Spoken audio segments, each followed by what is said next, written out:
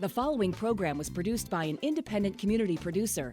The opinions expressed do not necessarily reflect those of the Weymouth Community Access staff or its board of directors. WCA, in compliance with FCC regulations, is prohibited from exercising control over the content of independent member-produced public access programming.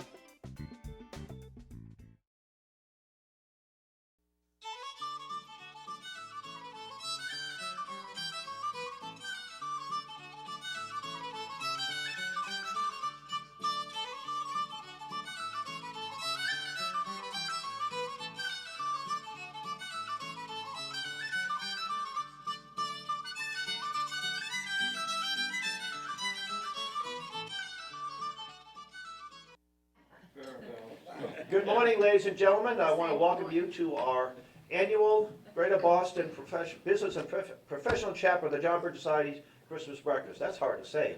I got to shorten that down a little bit. Okay.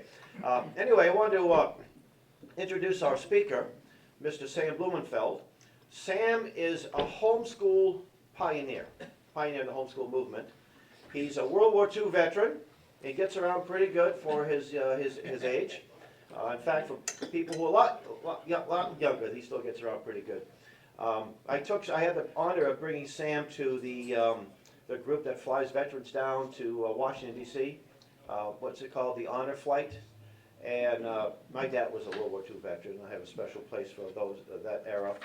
And Sam was the most healthiest guy of all those veterans. Some of these poor guys were, on wheelchairs, and Sam was getting on his own steam. So. Anyway, Sam used to be an editor for Grosset and Dunlap in his younger day.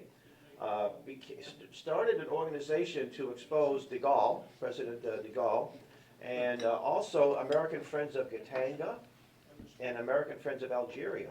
And Sam gave me some of those wonderful source documents that was able to put digital format and online. He interviewed Moshe Chombey in French. Some years ago. It'd be nice if that interview was available somewhere with subtitles for some of us. Some of you don't speak French fluently.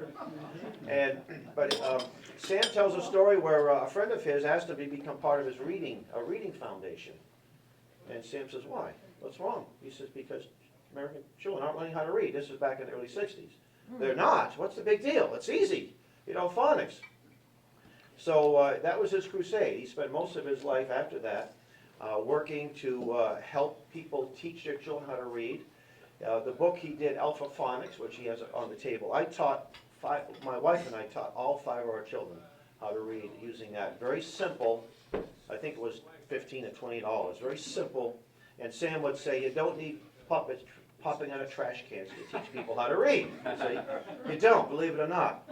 Sam has authored numerous books. I think his best book is the NEA, Trojan Horse in American Education. Now, a couple of months ago, I was at a Stop Common Core rally at the Massachusetts State House. And I would say I'm sort of a disciple of Sam Blumenfeld. I'm a Blumenfeldian because I've read almost all of his works. And some of you may know there's a statue of Horace Mann at the State House, as you're facing the left-hand side. And there were some great speakers there, not a big turnout, 50 to 60 people, 3 state reps, including Leah Cole, and Mark Fisher, who was a candidate for governor. And one of the speakers was paying respects to Horace Mann. And I went around telling people that all we're doing is fighting the externalities of what Horace Mann got started. And most folks had no idea. And how do I know that? Because of the research that Sam did. So Sam is about to publish his latest book. He's asked me to write a little. He's given me an early version. And there are a lot of people who know the truth, but are afraid to say the truth. And so Sam is not one of those folks. So let's give Sam a really nice big welcome here, a nice applause. And also thanks for pinch hitting on very short notice.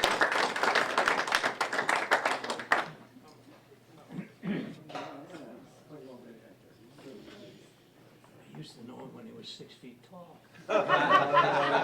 And blonde wavy hair too. First, Hal, I want to thank you for that very nice introduction. It's always a tremendous pleasure to address an audience that is willing to know the truth. See, that's one of the problems we have in America. Not only ignorance, but also a complete abhorrence of the truth.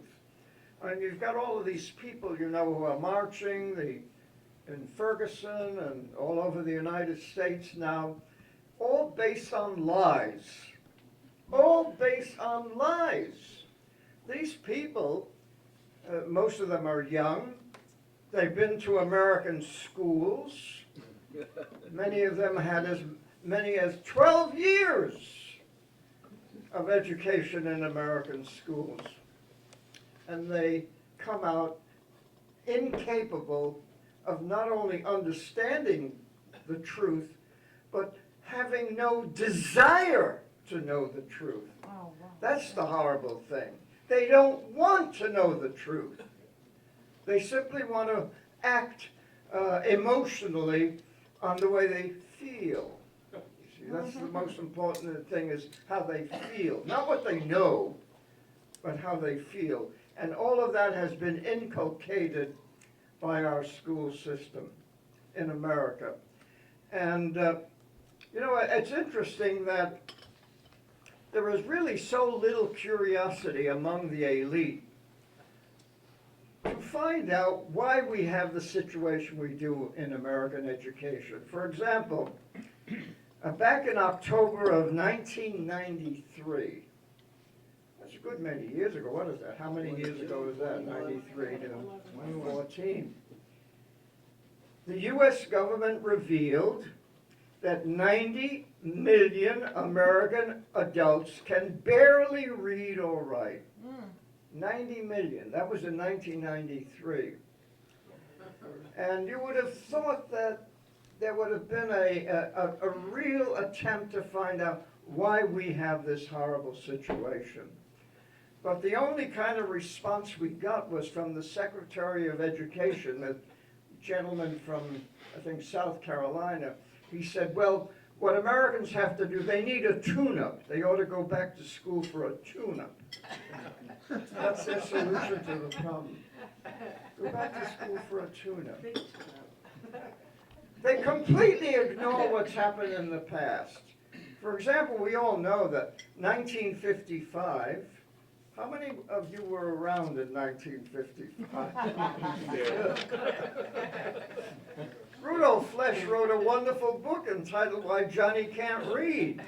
And he explained exactly what was happening. He said that the reason why they can't read is because they got rid of phonics and they started teaching children to read by the look-say method. That is, for children to look at each English word as if it were a Chinese symbol. Now, you can't learn to read that way. And so that's why we had 90 million American adults in 1993 who could barely read and write. And of course, that number has gone up. God knows how many today. Especially all of those who have been marching in the streets. They're all functional illiterates. They can't read. If they could read, they'd know the truth, but they're not.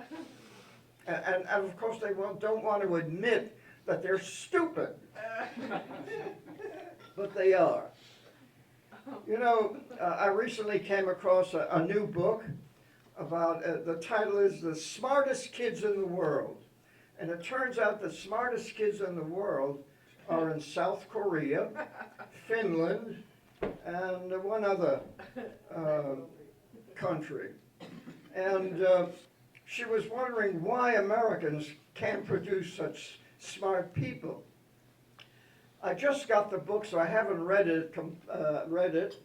I just dipped into it, but the first thing I did was look into the bibliography. Where is she getting her information? Do you think my name was in her bibliography?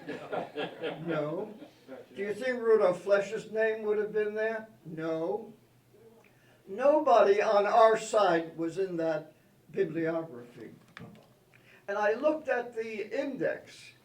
She didn't even mention Noah Webster, you know, who's the father of American literacy.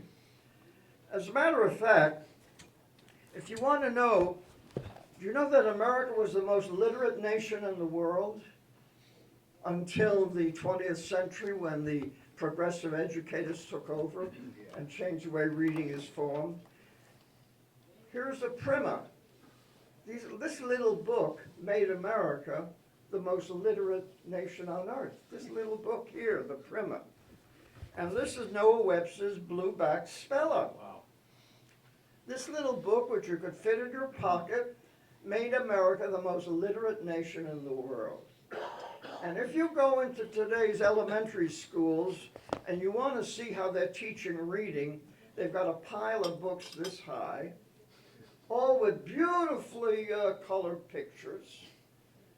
You know, you look at each page, a full page picture, you know, beautifully done, and a couple of words at the bottom. You know, like C-spot run. Or C, you know, Jane jump or whatever.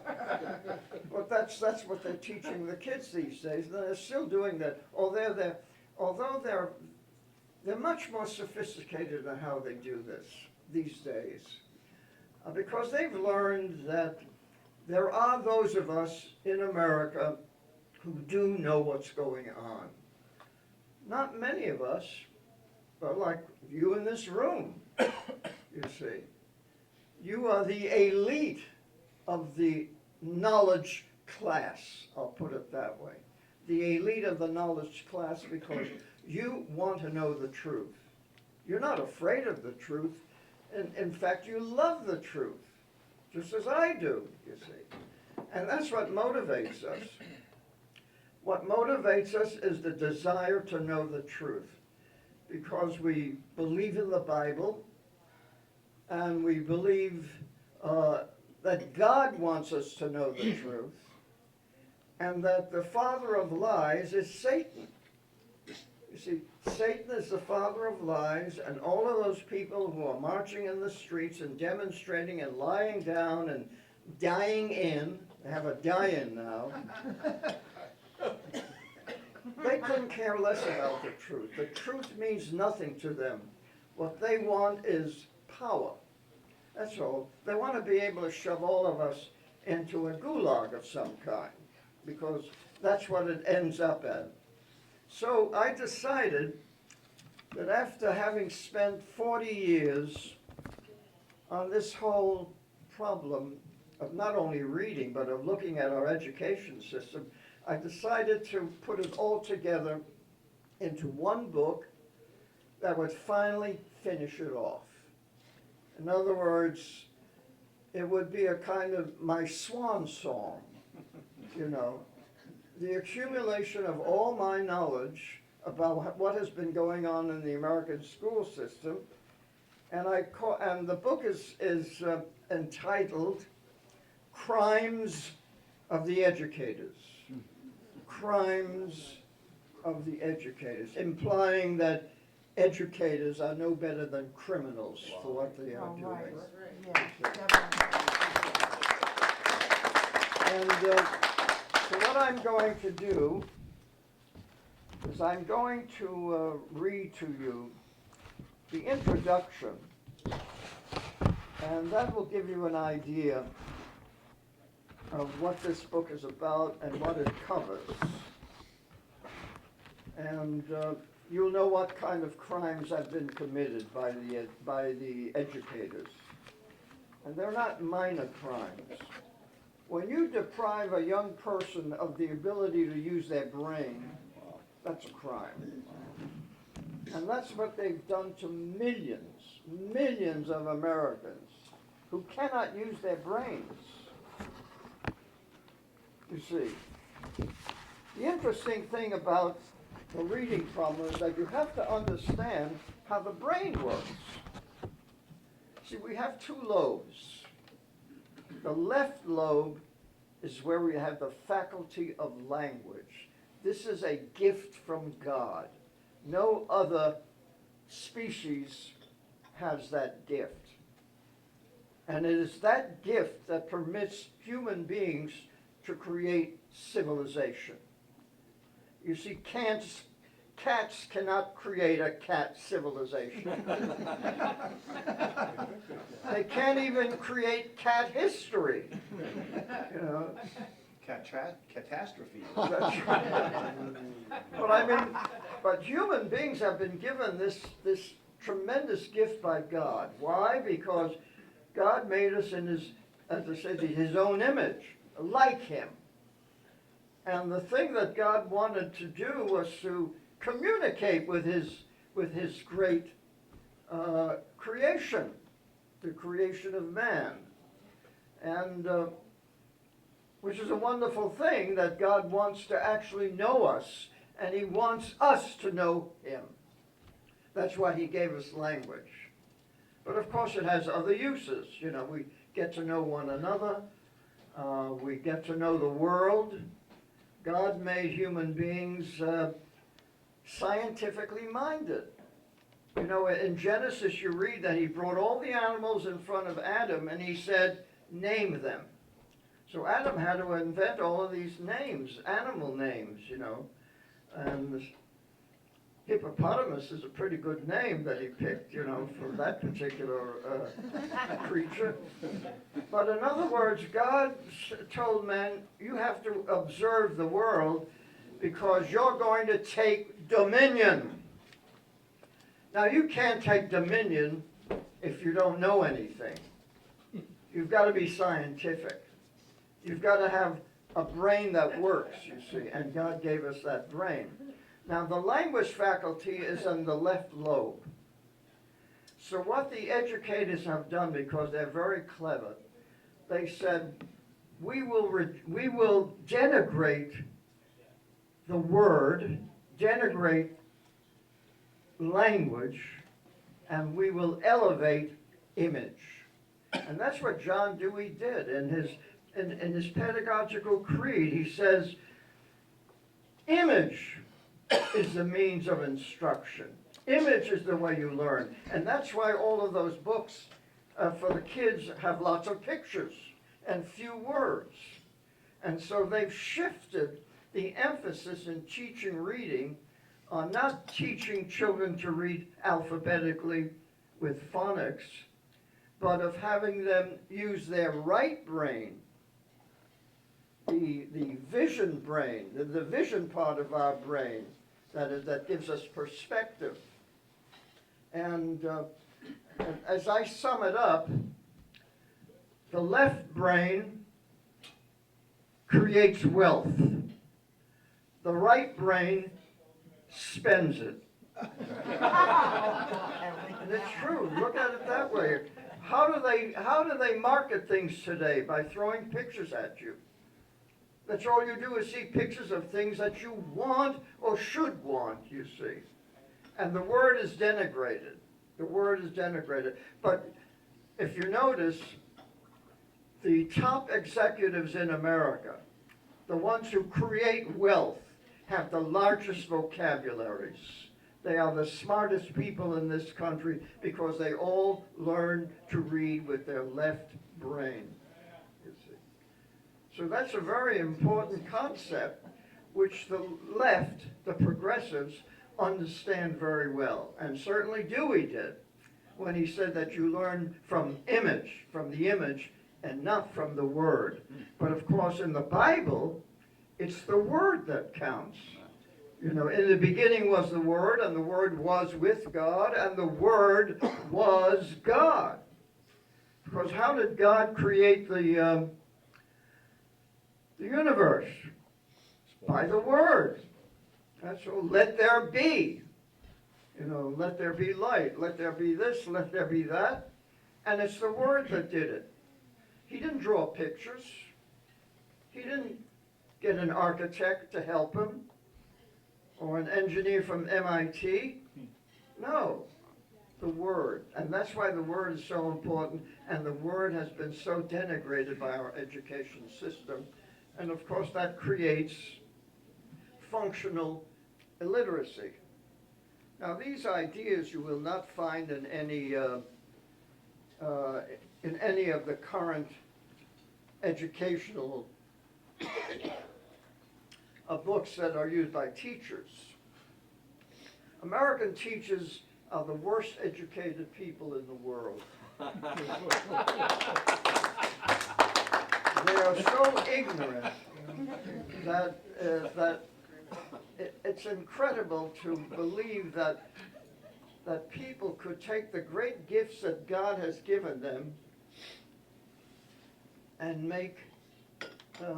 turn them into not only a disaster, but also into hate, into murder, into mayhem. So let me read what I've written in the introduction. The book, of course, Crimes of the Educators. Progressive utopians are criminals. That's the opening line. Progressive utopians are criminals. They are genocidal psychopaths who have killed more human beings in the last 100 years than any other ideologues in history. They don't limit their murder just to individuals, but to entire nations. As the National Socialist Germany's war of extermination against the Jews, the Soviet Union's war against anti-communists and anyone else who opposed them, Cambodia's slaughter of the educated middle class. Pol Pot said anyone who wears glasses has to be shot. He's taking his glasses off. We're fine. But that's because it's a sign that you're educated. You can't be controlled. You've got to be. And he didn't bother with re-education. He said, just get rid of these people. And Communist China's Cultural War did about the same thing. It took the educated class and just drove them into the ground, imprisoned them, and did all of that. Now, in the United States, the socialist utopians adopted a new and unique method of conquering a nation. And make no mistake about it, their aim was to conquer the nation.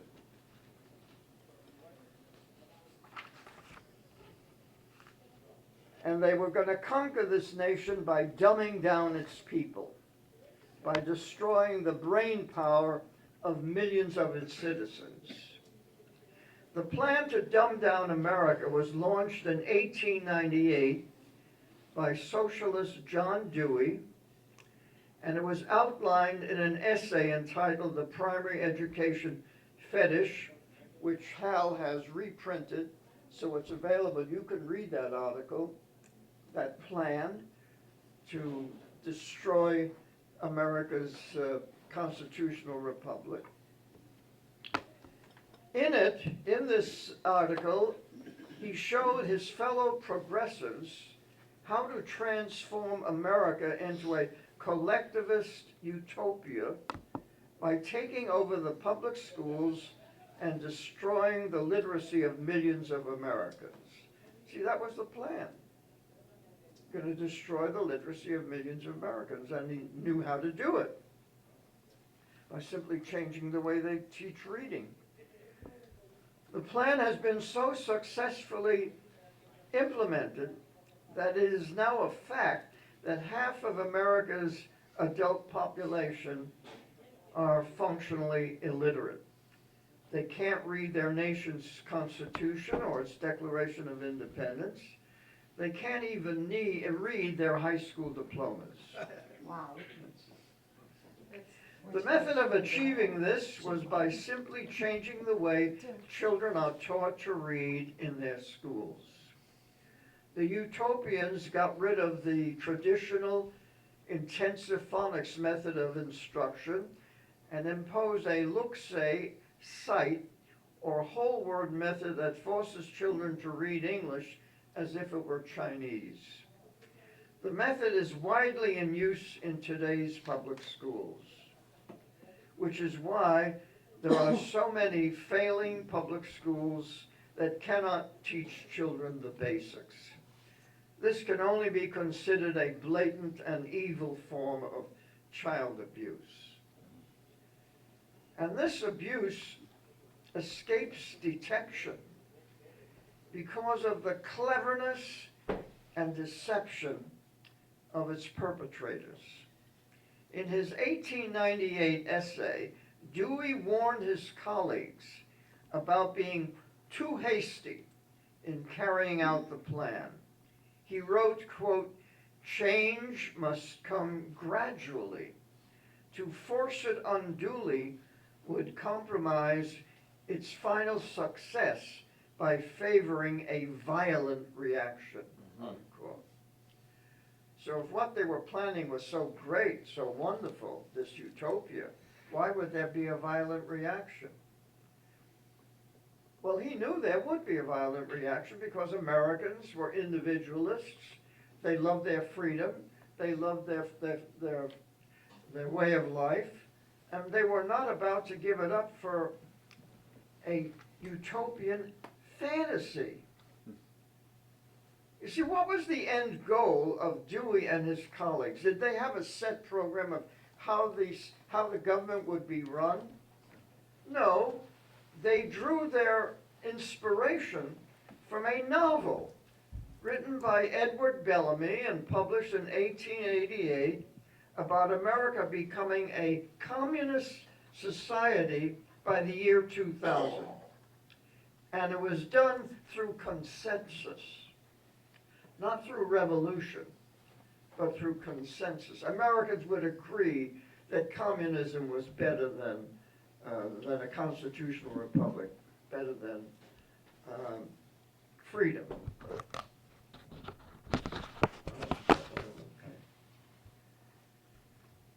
And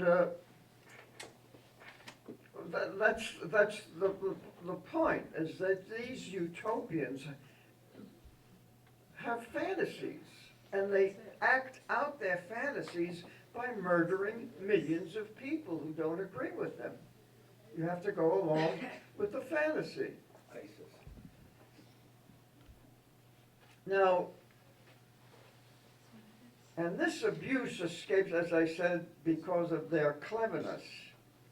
In other words, deception would have to be used in order for this long-range, complex plan to be successfully implemented.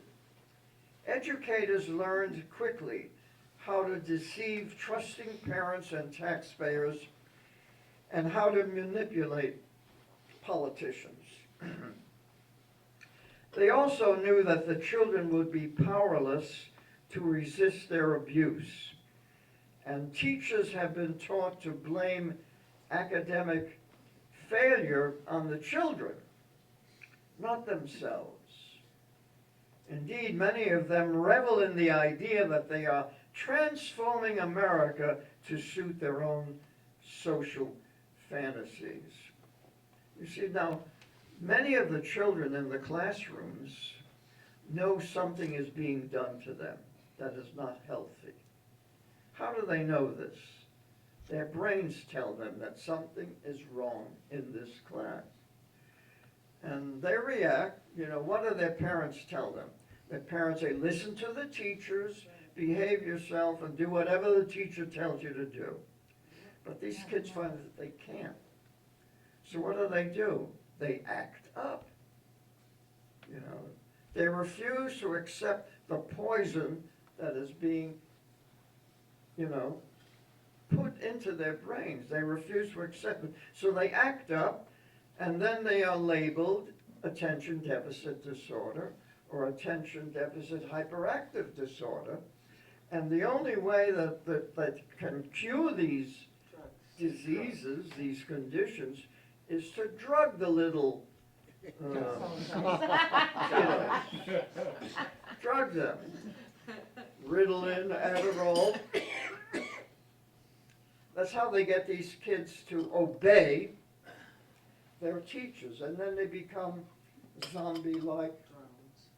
They accept whatever the teacher is telling them, and they become well-behaved functional illiterates.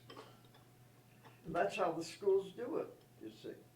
And so you have millions of children every day who take the pill, given the pill by their teachers to subdue their rebellion, to subdue what Dewey said would happen if, you see, they don't know why they're being dumbed down.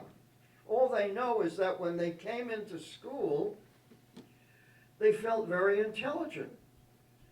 Remember, kids teach themselves to speak their own language all by themselves without the help of a certified teacher. Isn't that amazing? And so by the time they're ready to go to school, age 5 or 6, they have a speaking vocabulary in the thousands of words. All you have to do is observe little children, and you will see how intelligent they are, natively intelligent. And so they are put into these classrooms where they are dumbed down and where they feel stupid because they can't learn to read. Somehow they feel there's something wrong with themselves. And now we have a whole industry in America that takes care of the, quote, learning disabled, you know. And what they believe is that they were born with a learning disability. Now, a child who can teach himself to speak his own language is very learning able. And they certainly can learn to read with phonics. We didn't have such problems back in the days when they used, you know, intensive phonics, when Noah Webster's works were being used and other educators were using phonics. But today we have this problem. So, of course, most teachers are unaware that they are complicit in this evil conspiracy. And it is a conspiracy. There's not only John Dewey, but you have a whole group of progressive educators who are involved in this plot, in this conspiracy to change America. And they got to work. See, when Dewey said we have to change the way reading is taught in the schools, he said that in 1898. Well, it wasn't until 1930 that the Dick and Jane books were ready to put in the schools, and they worked on these programs, not only to dumb down the teaching of reading, but also the teaching of math and all other subjects. You see, when you dumb down the students, everything else has to be dumbed down.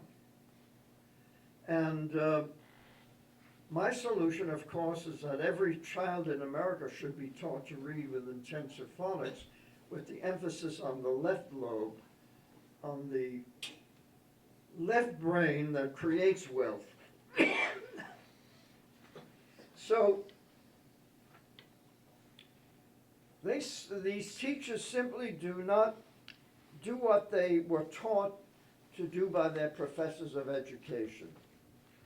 Few become aware that their professors deceived them and prepared them to create failure. Few.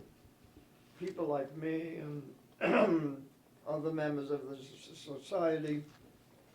There is a small group of us who have known this for many years and have tried to change things, but it's been impossible to move the establishment, which is totally controlled by the progressive utopians. Totally controlled. You can't get a word in edgewise with these people. And they have a lot of money. That's another thing. Our side doesn't have much money or practically no money. But the other side is very wealthy. They get lots of money from foundations. They get lots of money from the taxpayer. Taxpayers are willing to pay for these schools that are dumbing us down. Now, the purpose of my book is to expose the kind of crimes that are being committed every day against American children and the nation in the name of education. Most parents trust the public schools because they are supposed to represent the cherished values of our democratic republic. But the unhappy truth is that today's public schools have rejected the values of the founding fathers and adopted values from 19th century utopian social utopians that completely contradict our own concepts of individual freedom.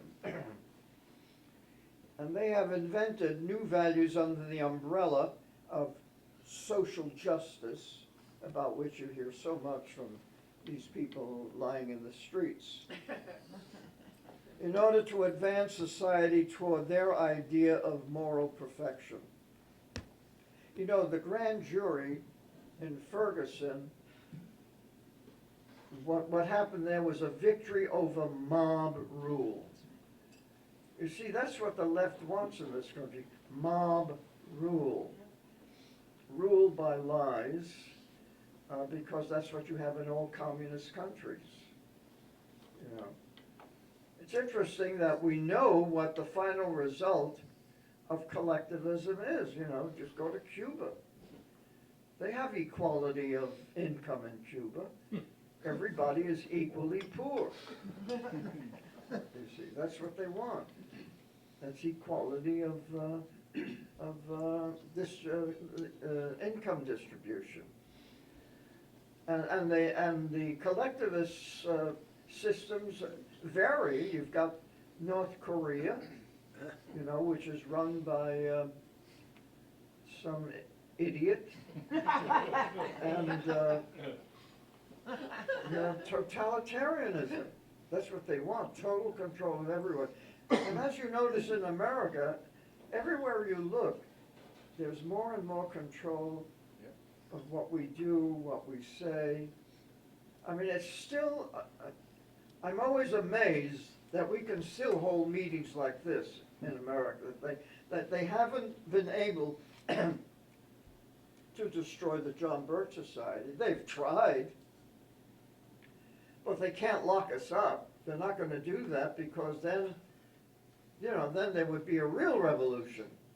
But this last election, Americans seem to realize what Obama was doing to us.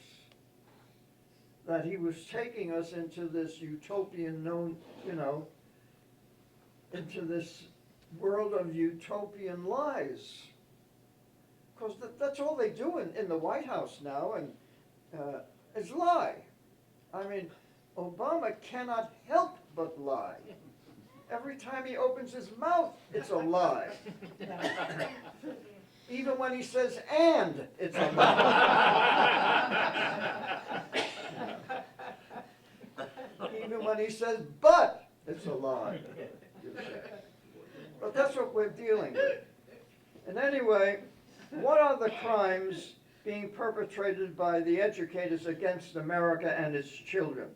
The first most serious crime is treason. In April 1983, the National Commission on Excellence in Education said in its final report, quote, his report, A Nation at Risk, quote, if an unfriendly foreign power had attempted to impose on America the mediocre educational performance that exists today, we might well have viewed it as an act of war. As it stands, we have allowed this to happen to ourselves, unquote. That's treason, what he's saying. What this report is saying, that our educators are committing treason. They're acting as if an enemy was doing this to us. And of course, it was true, but of course not very many people read the report, The Nation at Risk. And like so many of these reports, they usually wind up in the round file, you know.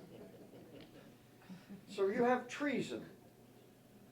In other words, our educators are engaged in a deliberate dumbing down of America. They are sabotaging the intellectual growth of our children and depriving Americans of the most productive use of their own lives. I mean, why do you think we have thousands of black youths in the inner cities standing around corners, nothing to do, totally bored, you know, in want of excitement. And how do they get their excitement? By killing each other, you know, or robbing, or using drugs, you see, because they can't read. You know, I was taught to read by phonics back in the days when the schools of New York City still taught children phonics. And once I could read, you couldn't keep me away from the library. I mean, I was always reading something and I was never bored. If you're a good reader, you can never be bored. There's so much out there, you see. But if you can't read, if you can't use your left lobe, and you're stuck with the right lobe, then you're going to seek excitement, emotional excitement, because that's the only way you learn is by emotion. The people with the right, their right brains have been educated or trained. So, the deliberate dumbing down of an entire nation is genocidal in its impact on the nation's culture and intellectual future. No group of educators should have been permitted to impose on American schools a program that is the antithesis of true education.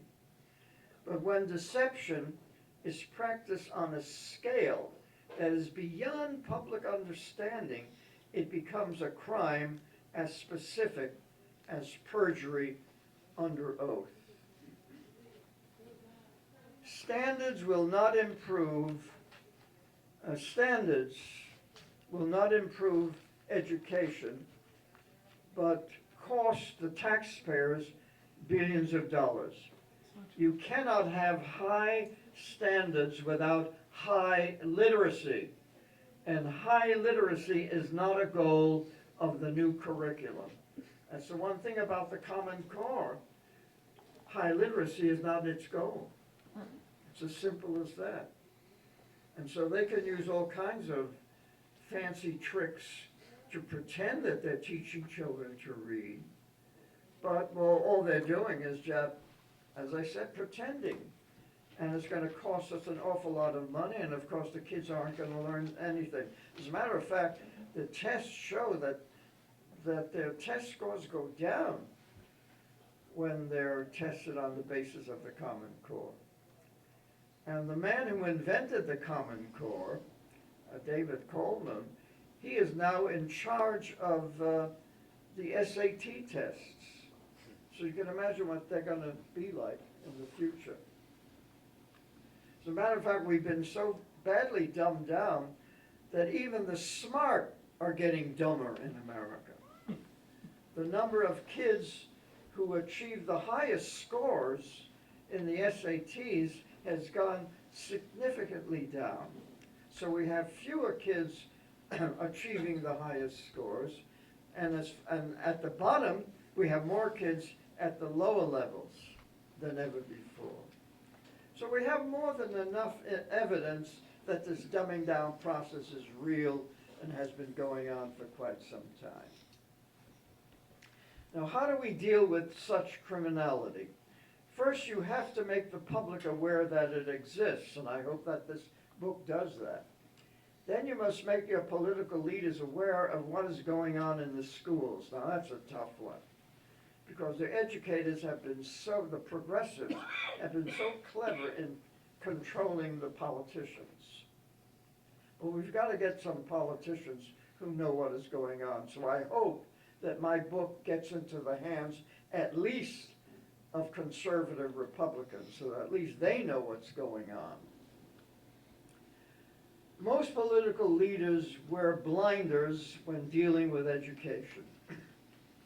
Everybody wants better education. Don't they always use that phrase, improve education? But they have no idea what they're talking about. For example, when it comes to reauthorizing the Elementary and Secondary Education Act of 1965, our Washington legislators tinker with its many titles in the hope that somehow education can be improved. But what they fail to understand is what goes on in the schools is based on an agenda that progressive utopians put in place decades ago and have no intention of deviating from. As a matter of fact, the latest reading program to come out of Teachers College, Columbia University, is so bad, so horrible, that but it takes an expert like me to see how bad it is. Because believe it or not, they've put it all on video. So you can actually see how they're doing this in the schools on your video. And remember, Teachers College, Columbia is where all of this started. That's where John Dewey and James McKean Cattell and Edward L. Thorndike, that's where they worked. That's where they planned all of this. Teachers College, Columbia University. So it's the source of the pestilence is right there in New York City, you know. And they're still doing the same thing. And they're trying to get the schools of New York City to adopt the latest version of their image program, where they're teaching the use of the right brain instead of the left brain, imposing the right brain on to function, to perform the functions of the left brain, of course, which it cannot do. Our progressive educational leaders have learned how to deceive parents and the tax-paying public and get away with it. They know that the children are powerless to resist their abuse, and they know how to blame academic failure on the children and not themselves.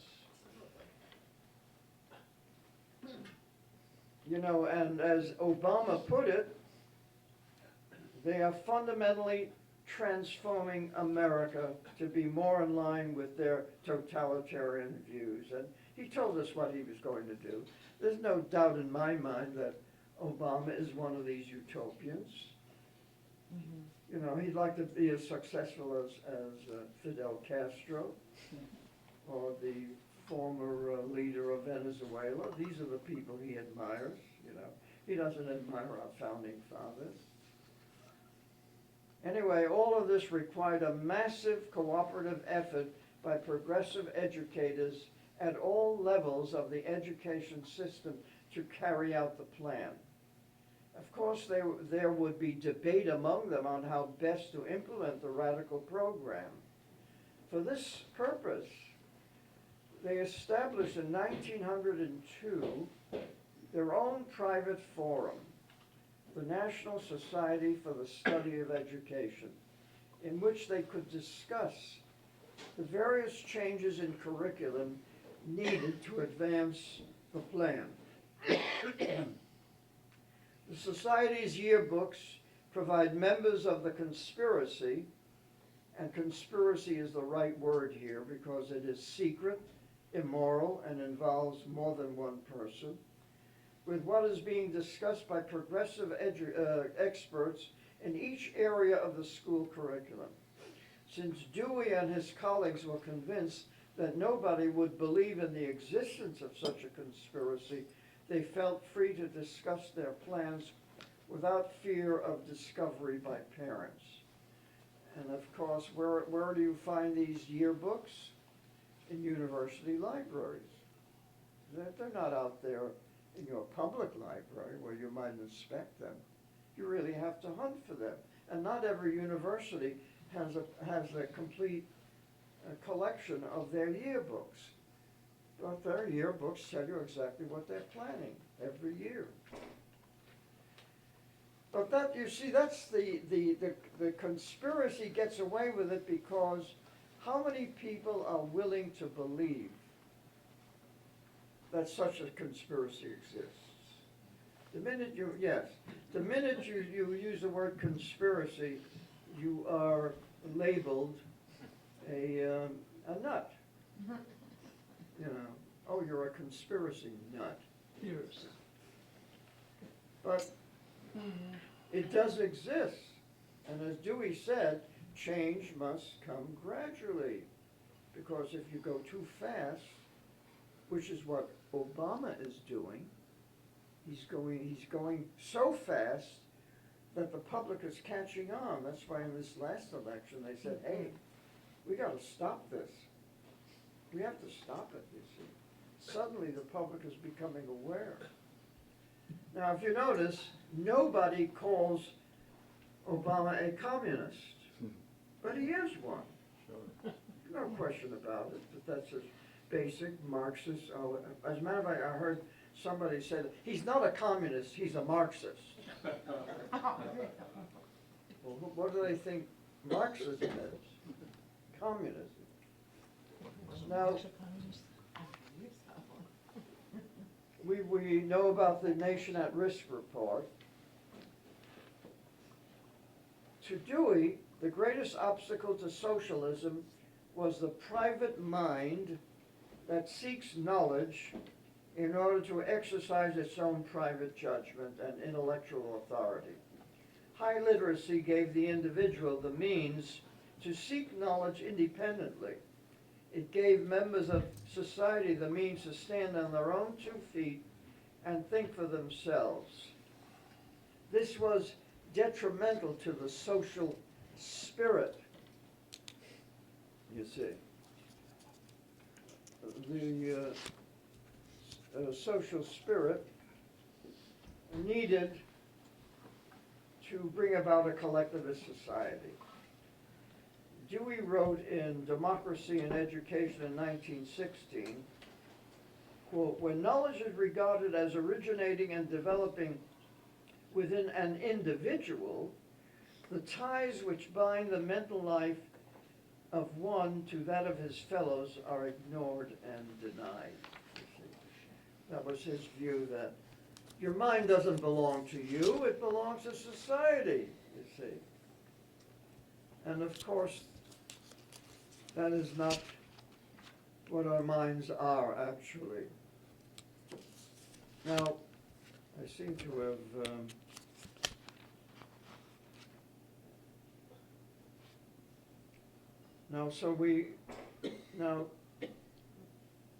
so treason is the first crime. The second crime is child abuse by deliberately inflicting physical harm on a child's brain by using teaching methods designed to produce dyslexia and learning disabilities. And of course, all of this has now been proven by brain scans by scientists who have been working on brain scans. Okay. The next, so that's crime 2, child abuse, impairing the brains of children. Treason, impairing the brains of children. A third crime is contributing to the delinquency of minors by teaching pornographic sex education and alternative lifestyles that lead to premarital sex, venereal disease, depression, emotional crises, and unwanted pregnancies. So you can see all of these social problems that are created by sex education, by pornographic sex education.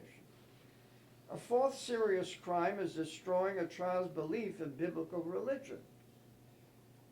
A moral and spiritual crime that leads children into atheism, nihilism, secular humanism, and Satanism. School shootings, massacres, arson, teen suicide, student depression, and self-destructive behavior are the results of a school curriculum that denies the existence of God, his loving protection, and life with a purpose. People don't realize how serious this business is of having removed God from the public schools. When I was going to the public schools in New York City in the 1930s, the teacher of the principal read the 23rd Psalm of the Bible at assemblies. And that had quite an influence. It certainly had an influence on me, because when I went into World War who was in the army and was in Italy, that 23rd Psalm resonated. I really felt protected by the Lord. And so that it doesn't take very much to inspire children when it comes to the knowledge of God and how there is a purpose to life and how God loves them. Now you tell children that there is no God, that's a horrible thing. And look what it leads to. School shootings, massacres. Can you imagine schools with massacres? That's what we have in America today. Teen suicide. There was no such thing as teen suicide when I was growing up. Why would an American child born in the greatest country in the world, with all of our wonderful,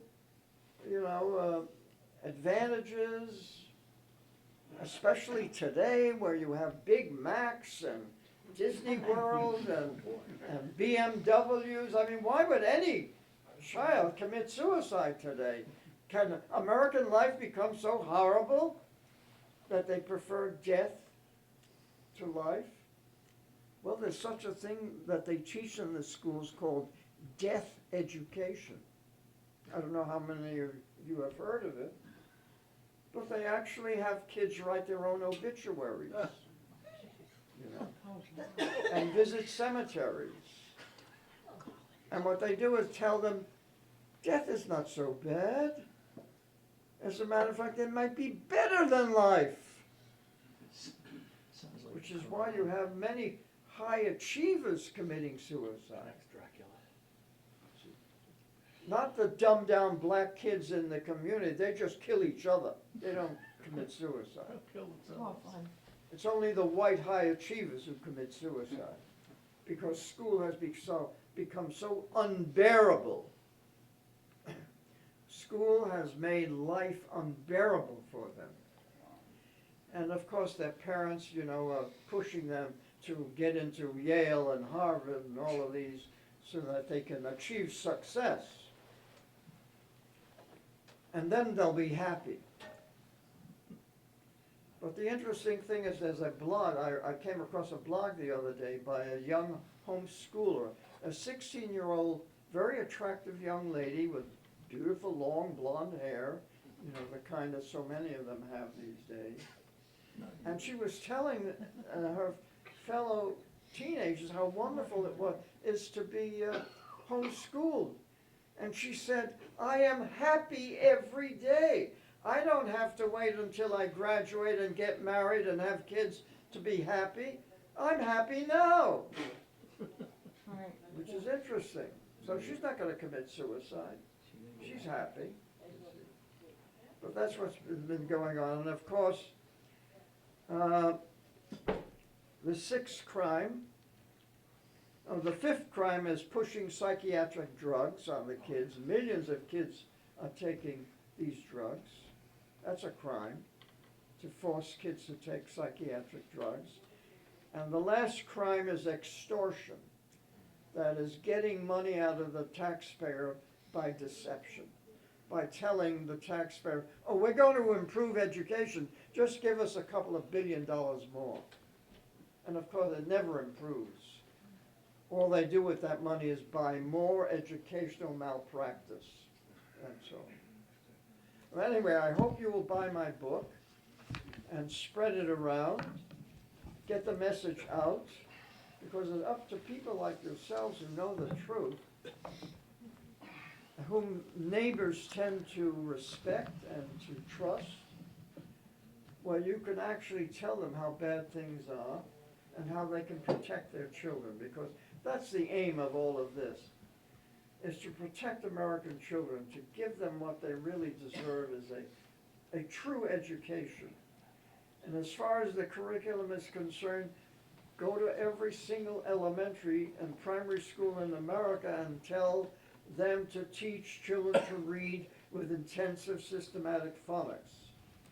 they will be able to use the left lobe, the language part of their brains, the logical part of their brains. And that will produce among them the desire to know the truth. Thank you very much.